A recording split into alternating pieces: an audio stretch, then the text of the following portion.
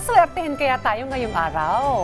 Narito na po ang patnubay at gabay. Ngayong Monday, hatid ng ating feng shui expert na si Master Hans Kua. Panoorin po natin yan dito lang sa Hansabi. Rise and shine, mga ka-Rexy! Wow! Happy Monday po! Narito na muli ang gabay, patnubay, palala at proteksyon mula kay Master Hans Kua.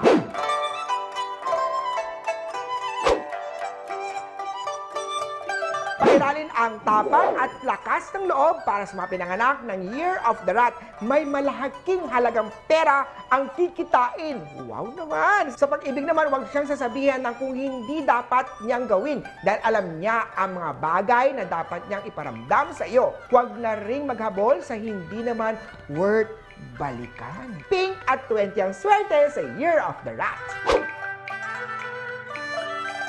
Punta naman tayo sa mga pinanganak ng Year of the Ox. May healing star na sa chart, magiging maganda ang kalusugan. Ipagpatuloy ang magandang nakasanayan. May isa ring tao ang magpapakita sa iyo ng magandang kalooban at tutulong sa iyo financially. Iwas naman sa accident o mga negative na star, makakatulong sa inyo ang pagsuot ng clear quartz, 9 at golden swerte sa Year of the Ox.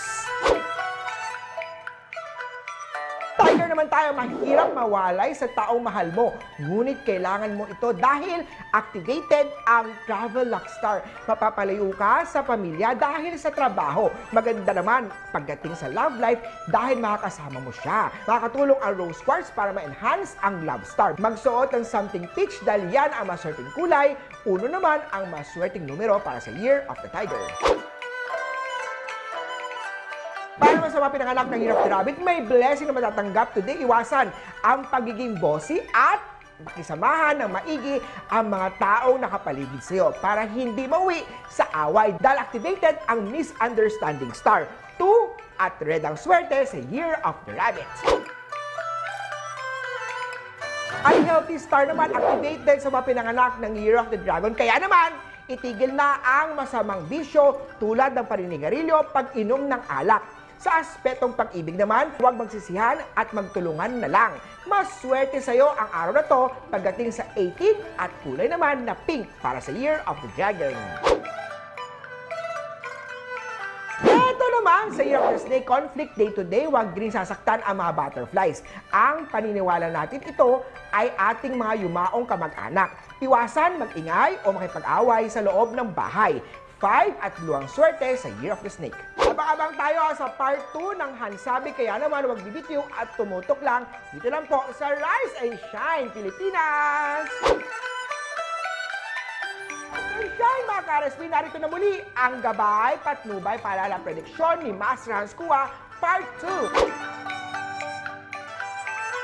Ang Good Luck Star naman ay activated sa mga pinanganak ng Year of the Horse. Magkakaroon ka ng idea paano mapapalago ng tamang paraan ang iyong mga savings. Magkakaroon naman ng takot dahil sa failure. Ngunit, huwag magpapadala dahil tutulong ang isang kapamilya mo at loved ones mo. Yellow at 4 ang swerte sa Year of the Horse. Para naman sa mga pinanganak ng Year of the Goat, makikilala mo na ang tamang tao matagal mo nang hinihintay. Makipagkaibigan at kilalanin siyang mabuti. Makinig sa payo ng mga magulang. Pink at 7 ang swerte sa Year of the Goat. Pagdating naman sa Year of the Monkey, may darating na bagong project na kailangan ma-accomplish. Kaya naman magkakaroon ka ng teamwork meeting. Bigyan ng chance ang bawat isa para marinig ang kanilang mga idea. Magplano maigi dahil malaki itong project na to. Ang OOTD for today ay purple. Number 9 naman ang swerte sa Year of the Monkey. Ang mga rooster naman, ingat-ingat tayo, iwas tayo sa scam. Activated yan. Sa love life aspect naman, huwag mo nang pakawalan ang kasalukuyang karelasyon. Aqua at 15 ang swerte sa Year of the Rooster.